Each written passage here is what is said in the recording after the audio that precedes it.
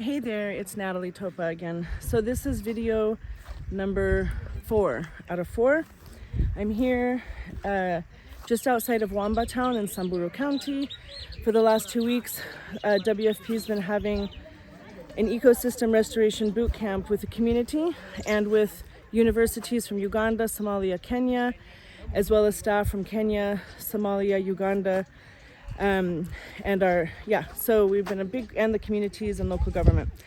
So for the last 2 weeks, we've done a lot of different things, which I've made videos up on top of that mountain and also at the break of slope, and then also showing some of the gullies. Okay, so video number 1 is up here, video number 2 is down here, video number 3 is showing the gullies, and now I'm in the village where many people who live here now are actually families that used to live at the base of that mountain where, you know, they said that the households were degrading a lot of the land for domestic use, for building homes, for grazing animals, and animal grazing continues. But Priscilla is the woman who lives in this household, and she told me that her dream, and that she's also part of the community leadership here, they want to do some social fencing and closing this mountain for 5 years, disallowing cows and cattle and livestock from going up onto this mountain. And her dream is to show people how they can increase food production for livestock at home. Priscilla is a champion and she's actually one of the reasons that we selected this community when we were here in October. You know, she has been doing small scale micro earthworks all over this entire village. And I did make a video earlier about that, about the sort of modest interventions done by communities. She showed me here that she made a small little swale, taro, which is in Swahili, and she definitely notices that when she makes these, you know, these areas become rich and green. And she actually has a little garden where she's been trying to do small scale swales, and the difference is amazing. I'll show you that in a minute. So this is Priscilla's homestead, and she's got animals. There's some chickens here. And what we did is we wanted to design, you know, a sponge homestead here at Priscilla's and address issues of the water scarcity. You know, she has to go to the river, fetch water every day.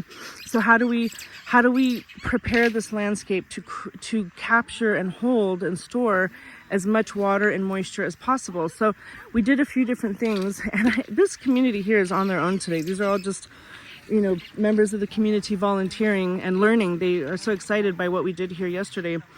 And so number 1, you'll see some of these fence posts because she's fencing off this whole area. She'll use, you know, the remainder of the space for the goats. The goats and family, you know, outdoor living. We have a bunch of tree seedlings here. We're only going to plant what Priscilla is able to actually water because the rain season doesn't come until April. And we've got some banana seedlings. So, you know, she's only going to plant what she can sustain, and the rest will be given to other women. And then in April, I'll work with her to be planting more trees. So we did a few different things here. Hi everyone. Habari asubuhi. That's Priscilla over there. Asholing. So fence posts are coming in here to close this off.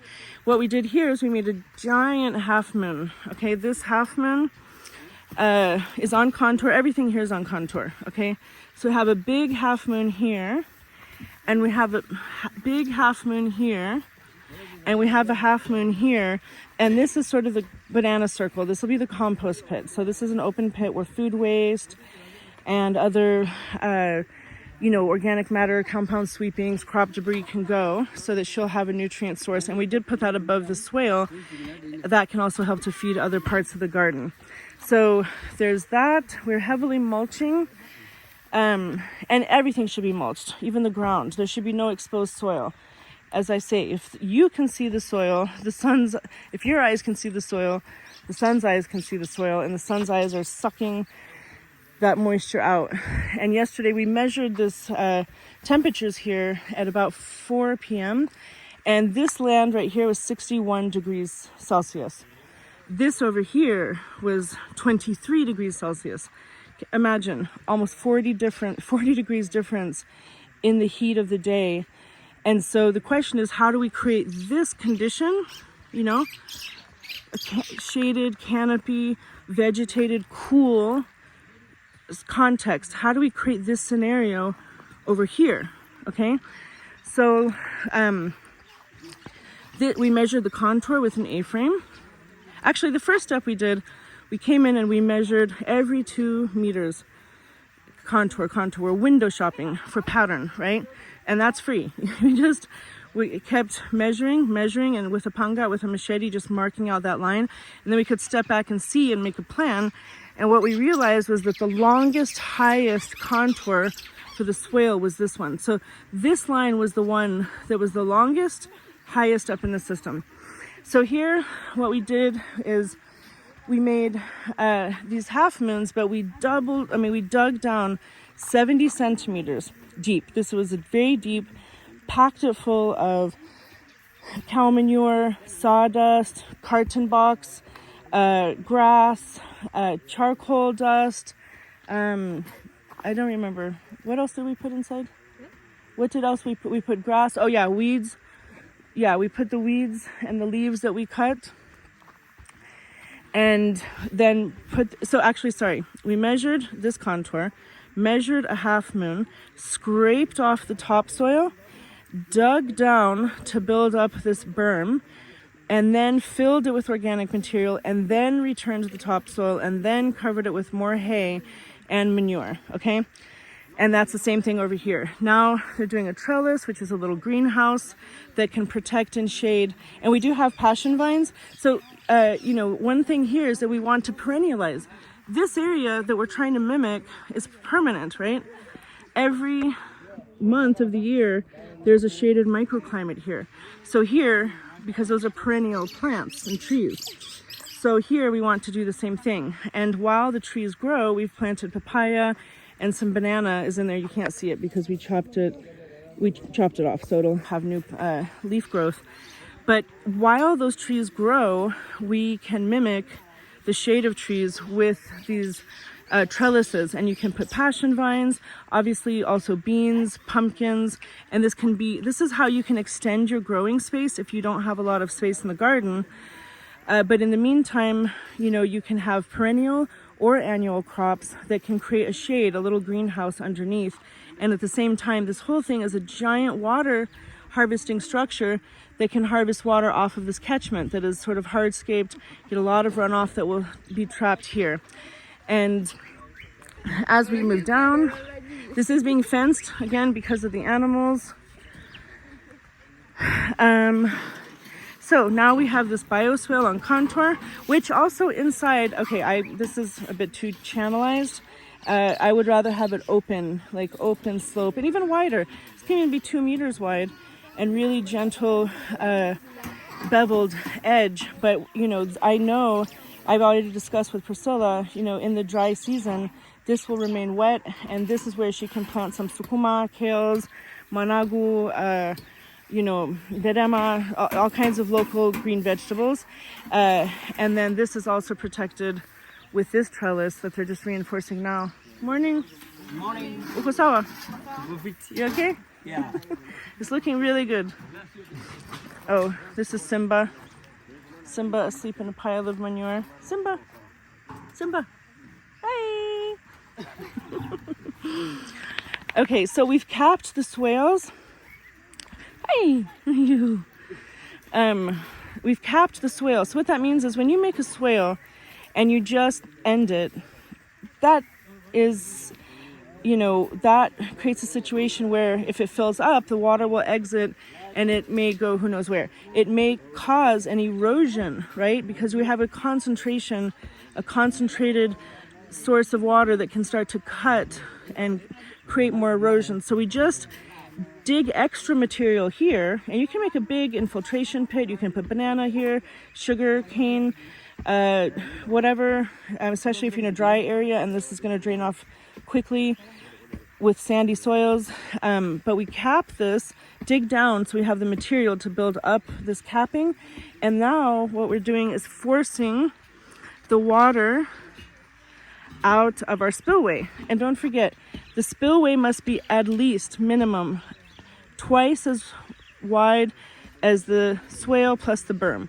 So if you have a 1 meter swale, the ditch, and 1 meter berm, your spillway must be at least 2 meters wide, okay? And you can see we've capped it on this side. And this is all on contour, the bottom is leveled. So now the path of this water will come and pour into this half moon that is going to feed this tree that Priscilla wanted to protect, okay? So every, there's like checkpoint for the water all throughout. And this is also going to be a productive system, so she's going to be planting greens in and out. Trees can come here. They can, this is a planting surface as well for greens and vegetables. And then, of course, what we did here is we put double dug beds. Hi, Stella. Stella. Hello. You okay? Uko sawa? Aiwa. Ashaling. So these double dug beds are deep beds where they're also on contour, and we measured about 1 meter by 3 meters. 1 meter because Stella or Priscilla can easily reach her hand into the center of the bed without being tempted to step on it, because we don't want any compaction.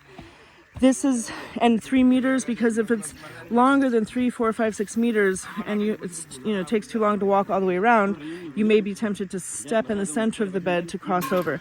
So this bed is 60, 70 centimeters down, removed all the soil, and we put sawdust, manure, weeds, and plants growing from around the compound. You can even use tree leaves, okay?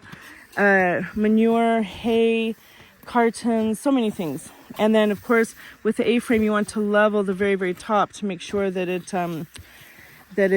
no water will run off and cause erosion in the rains. And then we just put stones around, not only to hold it together, but also reduce the moisture loss, because dry pathways will wick the moisture and suck the moisture out of the wetness of the bed, which is also why the pathway should be full of carton box and mulch and no soil showing. Everything should be completely covered in some type of mulch. So we've got this bed. They're now digging another bed. And, I think these 2 beds were just dug today after our training yesterday. Sorry. And, Priscilla is totally getting the concept now of just doing many different types of strategies for production, water harvesting, and nutrient building.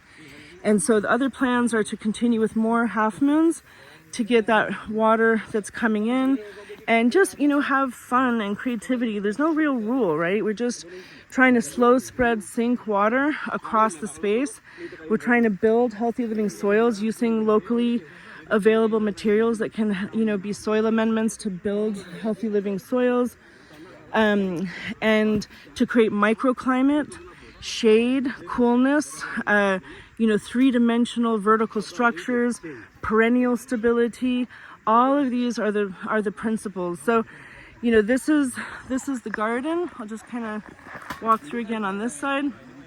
So again, deep dug beds, bioswale on contour that's capped. It has a trellis on it, also reinforced with stones for erosion as well as moisture control and temperature control, right? Because this will help to keep the soil cool and moist. Microclimates for the dogs. Hey Simba. Manure, locally available, abundant material. And then we've got this banana circle that in time Priscilla is going to plant bananas and papayas around here, and these giant productive half moons. with trellises, with deep dug beds, 70 centimeters down, packed also with material, covered with mulch, and yeah. So Priscilla, thanks for letting me make a video. Do you want to say anything about the garden? Yes, I say thanks a lot because I've learned a lot and I have a lot of experience now. The way we make your moon, before I don't know how to make, but now I have a knowledge to how I will do, and I will plant all the seeds that you bring. Yeah. You brought for me. And the seeds are from Daniel Wanjama. He's called Daniel Wanjama. I'll even give you his phone number. Okay. So I'm saying thanks a lot and welcome again. Asante. Karibu. Ashaling. Yes. Hey, baby. Can I go and show the back bustani with the taro? Okay. If you can show us.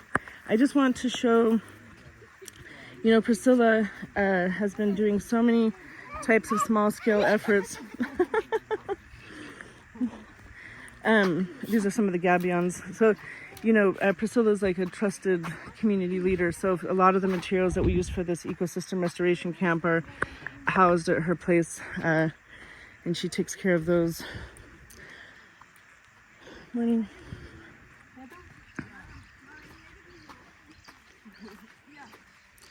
So this is where Priscilla has her original garden, and we at first were thinking about doing something here, but then Priscilla said she's open to us doing a kind of food forest in the other area. So Priscilla, this is where you normally grow maize, Yes. and it's a bit far apart. Yes. So like even 1 meter spacing in some places. And when we build the fertility of soil so that you have deep bed preparation, it can go even to 25 centimeters. So Priscilla, can you tell me here about your mtaro, your small swale? Yes, this is a big taro. I did this taro because of to save water for my garden and also for the trees that I planted there. Mm-hmm. So I have experience of that now, and also my garden Yeah. get manure and fertile now. Yeah. It's fertile now. Last month December, I grown beans, maize, and also skuma wiki is here, and also nyanya, the nyanya Tomato. here, Kales. and malenge. Pumpkin. Malenge is there, and also spinach. Oh, kerkere. Oh, terere is amaranth. This one is terere, and another type of terere, the small seed. This one, terere. This is the Okay. one you brought yesterday. Okay, nyanya. Tomato. Yeah. So, and also I planted the trees here. Oh, you have another mtaro here? Yes, another taro here. So mtaro is a small swale? Yes. So I try all the ways that I will get. You're the best, Priscilla. Here. So you can see when you catch that water and this shade, it stays cool. Things can stay green for a long time. So, no, this is amazing.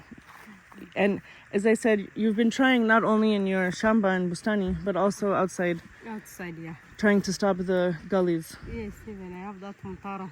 Yeah. The big one we Yep. saw yesterday. Yes, it's soaking a lot of water. So that when water comes from up there, halfway it goes slowly, so that the fruits and also the trees that I plant there, it will grow Yep. well because of the soil soaking water. Yeah, so I said thanks. That's great. Yeah. Okay, thank you so much, Priscilla. Ashaling. Asholeng. Thanks a lot, Natalia, and the group WFP. Yes. I got a lot of experience from you and from our friends. So welcome again. Asholeng. Thank you, Asante.